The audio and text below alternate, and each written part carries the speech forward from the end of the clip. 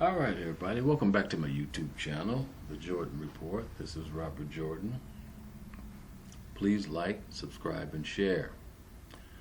Just want to give an update on Baltimore, what's happened over the last few days, last week in Baltimore, after the Trump Elijah Cummings flap.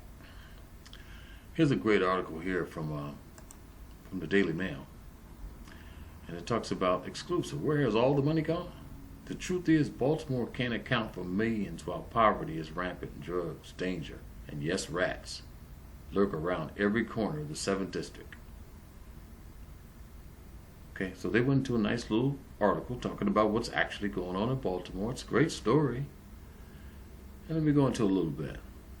It's 2:25 in the afternoon as EMTs struggle to help the writhing man face down in the dirt on the sidewalk. They strap him onto a stretcher. His head lolls, his t-shirt dries up, exposing his belly, and white foam crusts around his mouth. It's hardly a rare occurrence, according to one bystander. This is a high-on-drugs run, he explained, dressing up and down West North Avenue. They OD and fall out all the time. Within the next 3 hours, many blocks, there will be 3 shootings in this pocket of West Baltimore. Within the next 3 hours, in as many blocks, there will be 3 shootings in this pocket of West Baltimore. This is how bad this place is. It's home to some of the most dangerous housing projects in the country, where homicides is epidemic. Drugs are on every corner. Rats root around in the mounds of trash strewn in the side alleys. Trump did these people a favor by calling attention to this. These people need some help.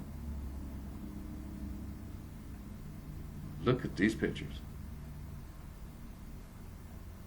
I'll post a link to this article. It's a great article. God, these are drug dealers on the street. Look at this. If this doesn't look like Africa or a third world Caribbean island, and listen, and some of those islands look better than this. I've been to some, and they look better than this. Look at this. This is Baltimore. This is an American city in the heart of the country.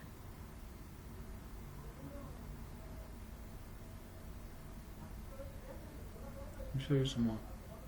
Then move on to the next article. Show you some more of these pictures. These pictures are incredible.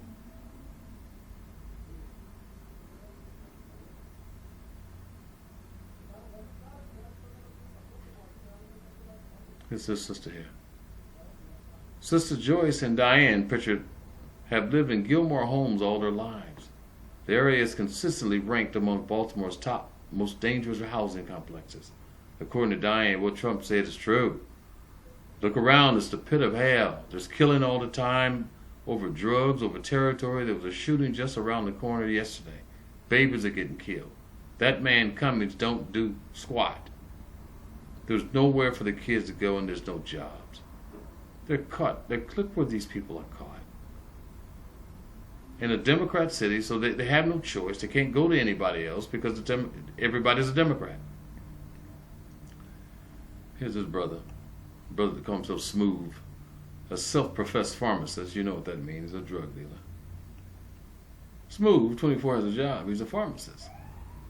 It's a dangerous line of business. One of his co-workers, he said, was shot the day before. His best friend, Day was killed 3 years ago just around the corner. Day's shirt is still tied around the post at the intersection where it happened. His picture's bleached out with the sun. Smooth fussed with it as he recalled. They emptied a whole clip in him. He's strong and he got up. He's a soldier. But he ain't strong enough for that. I got here and I saw nothing but blood.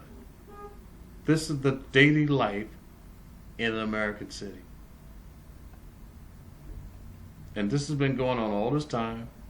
I believe Elijah Cummings has been the representative since '96. I'll have to check that. I could be wrong. He's a supporter of Elijah Cummings. This guy likes him. His name is Quentin Toick. Redoings. He got a bail bondsman business. He's a bail bondsman business on North Arlington. He runs bail bondsman. So he's probably making money bailing these guys out of jail. No wonder he likes Elijah. According to him, Elijah's a hero. He said, this was ground zero for Freddie Gray riots, and you saw him every single day. If he wasn't doing something right then, Trump would have attacked him. He has a constitutional obligation to hold the president accountable. So he does have some supporters.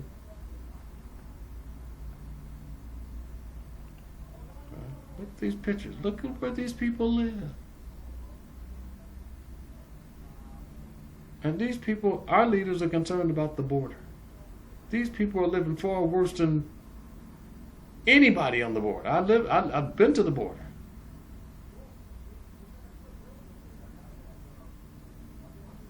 According to Smooth, it's all a game to them. Democrats, Republicans, it don't make no difference to us. We're all just characters in a book already written, and we can't change but one word. We're oppressing ourselves. We've got to be sober and vigilant to beat the enemy. I have a 3-year-old son who lives with his mother in Pennsylvania. That's how I want it. If he was here, he would be dead before he's 21. I'd rather remove anyone I love from here. Trump's words were true, Smooth admitted. I could accept him if he just came from anybody but him. Obviously he hates Trump. Hey, we gotta have our opinions.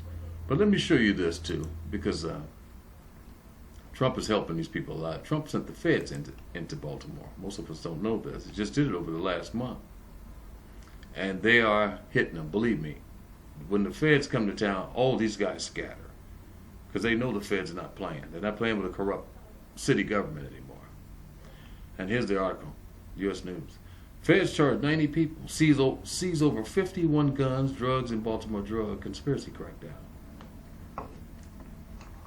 Federal law enforcement agencies have charged 90 people, seized more than 51 guns and large quantities of drugs in separate drug conspiracy investigations in Baltimore during the month of July. The Maryland U.S. Attorney announced August the 3rd. So they're in there kicking butt. And this is what they needed. They needed the feds to come in and help these people. Baltimore is corrupt. It's riddled with these drug gangs who's creating all the violence. It's not a lot of it's enough to terrorize a city, but if the U.S. government comes in, they'll scatter. The arrests and seizures are part of a partnership between federal, state, and local agencies to crack down on the most violent neighborhoods in Baltimore. The investigations are targeting drugs operations in northwest, western, eastern, southwestern districts of Baltimore, according to the statement. That's the whole city. Along with firearms and drugs, authorities also confiscated nearly $1 million in cash. So these are not small timers. These are big organized groups. And that's good. The announcement comes after Baltimore was put in the national spotlight due to President Trump's criticism of Elijah Cummings. That underscored problems like squalid conditions and crime in the city. Trump did these people a tremendous favor. All right, I'm gonna play this last news conference of Cummings, and I want you guys to see something, because you can tell he's been humbled. Trump hit him really hard, and he's been humbled. But just check it out what he says.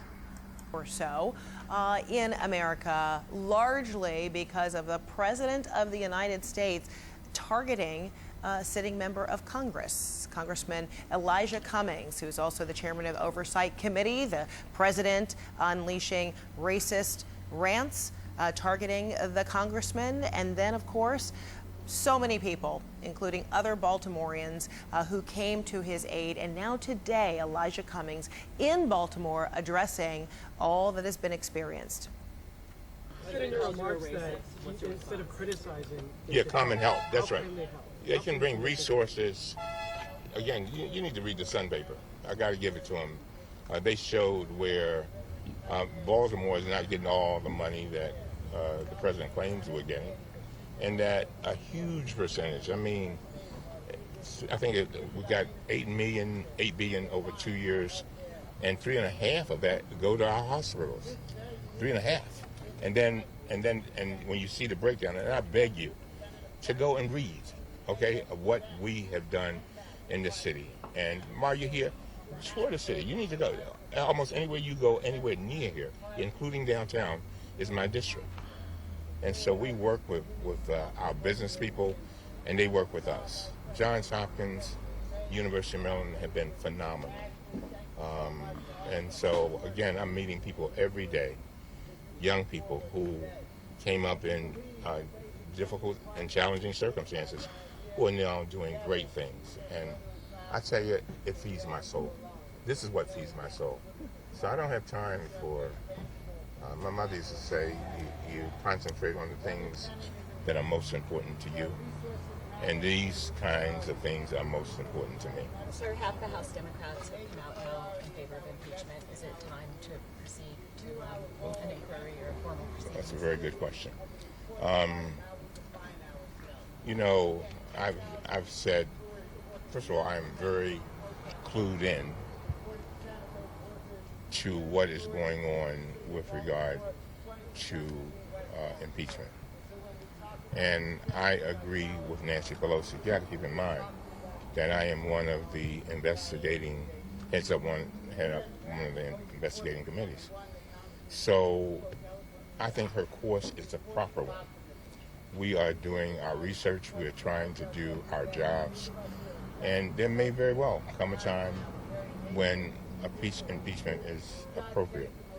I've said many times that one of the lines for me would be when and if the administration disobeys court orders, because I think then we have no choice.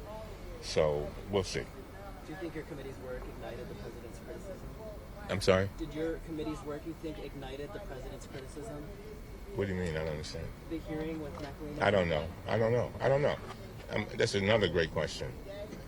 I do not know. But and by the way, to that last your question, you know, a lot of people may question our decision. Remember, I haven't called for his impeachment. And I'm trying to be fair to him, too. I want to be fair. And that's why we need to do our research. And, you know, and that's the way it is. One of the things that I want is to preserve our democracy. I worry that the democracy that we have will not be if we do not do something. And we'll do it. And we'll do what we have to do to address these issues. But I'm not doing this for myself. At 68 years old and a black man in America, I realize my life is short. I'm doing it for generations yet unborn. And that's what's so important. We want to send people into the future. I often say our children are the living messengers we send to a future we will never see. And I want to send them strong, bright, healthy, bold, and full of hope.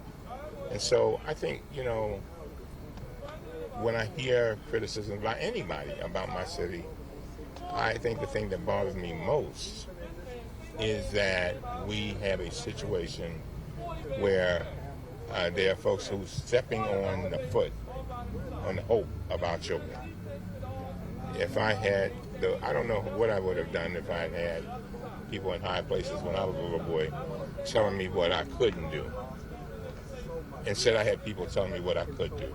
And the other thing, somebody asked a question about what do I want to say to the community, to the Baltimore community. I want to thank you. I want to thank the Johns Hopkins of the world. I want to thank the Under Armour of the world. They give the programs like this on a weekly basis or a monthly basis. I want to thank the Weinberg Foundation, so many foundations, and all of those people who have helped us to make sure that our children grow up to be all that they can be. All right? That's it. All right. Yep, that's it. And I just want to show you guys. Look at him. He's. Let me show you this part I hope I here. gave you enough that you can work with. As you can see, he's on a walker. All right. He's 68 years old. He's on a walker, which means he's in bad health. And so that means, you know, Elijah should do his people a favor and resign. His community is in shambles. So if he and he seems to be humbled. It looked like Trump taught him a lesson. He doesn't look like the same fighter that we see all the time on television. That's for sure. But he should do his people a favor and resign and let somebody take over his job, because obviously he has failed.